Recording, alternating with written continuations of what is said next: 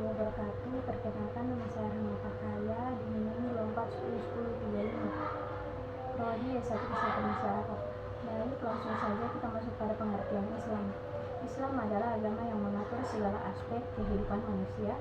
Sebagai agama yang sempurna, Islam memiliki pedoman hidup yang disampaikan melalui wahyu Allah Subhanahu wa taala. Sumber utama ajaran Islam adalah Al-Qur'an, hadis, ijma, dan qiyas. Sumber-sumber ini adalah fondasi bagi seluruh aspek kehidupan seorang muslim, baik dalam hal akidah, ibadah, maupun hubungan sosial. Melalui presentasi ini akan dijelaskan tentang kedudukan dan peran masing-masing sumber dalam memberikan pedoman bagi umat Islam dalam menjalani kehidupan sehari-hari.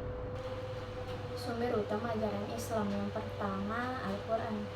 Pengertian Al-Quran. Al-Quran adalah wahyu Allah Subhanahu wa taala yang diturunkan kepada Nabi Muhammad SAW melalui malaikat Jibril dan merupakan pedoman hidup bagi umat Islam.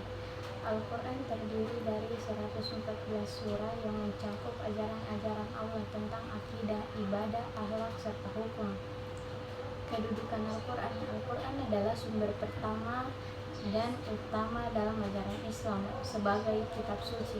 Al-Quran tidak hanya menjadi landasan spiritual tetapi juga memuat peraturan-peraturan hidup yang mengatur seluruh aspek kehidupan umat manusia.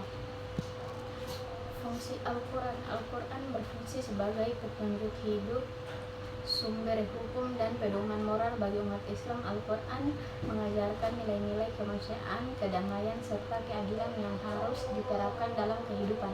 Kedua, hadis atau sunnah. Definisi hadis. Hadis adalah segala sesuatu yang disampaikan, dilakukan, disetujui oleh Nabi Muhammad SAW. Hadis menjadi pelengkap dan penjelas terhadap ayat-ayat Al-Quran, terutama dalam hal yang belum dijelaskan secara rinci. Kedudukan hadis dalam Islam. Hadis memiliki kedudukan penting dalam Islam sebagai sumber ajaran kedua setelah Al-Quran.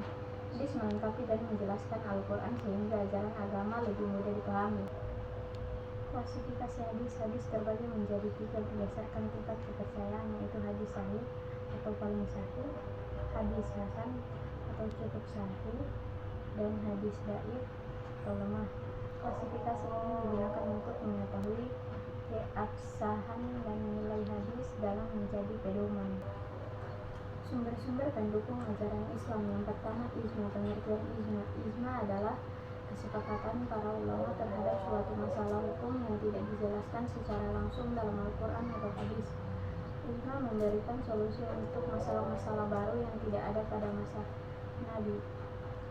Pentingnya ijma. Dengan adanya ijma, umat Islam dapat menjawab tantangan zaman dan menyelesaikan persoalan baru yang mungkin tidak ada ketentuannya dalam Al-Quran dan hadis. Ijma menjadikan hukum Islam tetap dinamis dan kontekstual. Yang kedua, qiyas.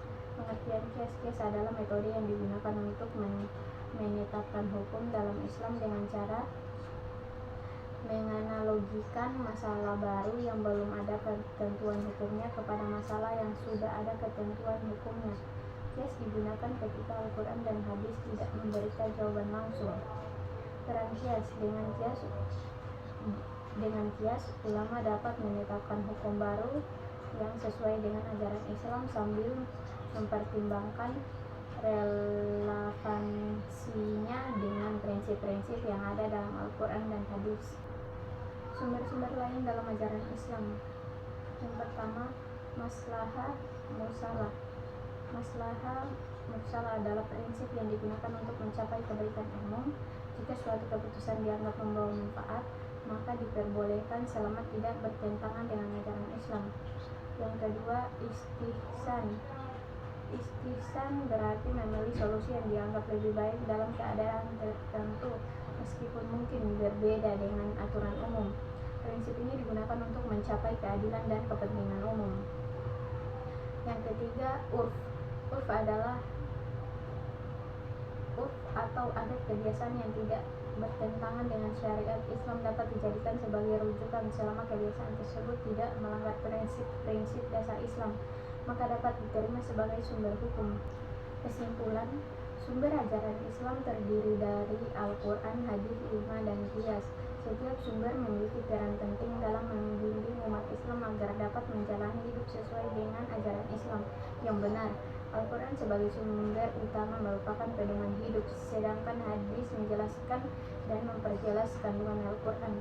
Ijma dan qiyas membantu menjawab persoalan-persoalan baru yang dihadapi oleh umat Islam sehingga hukum Islam tetap relevan dengan perkembangan zaman. Melalui pemahaman yang mendalam terhadap sumber-sumber ini, umat Islam diharapkan dapat menjalankan ajaran Islam dengan benar dan konsisten.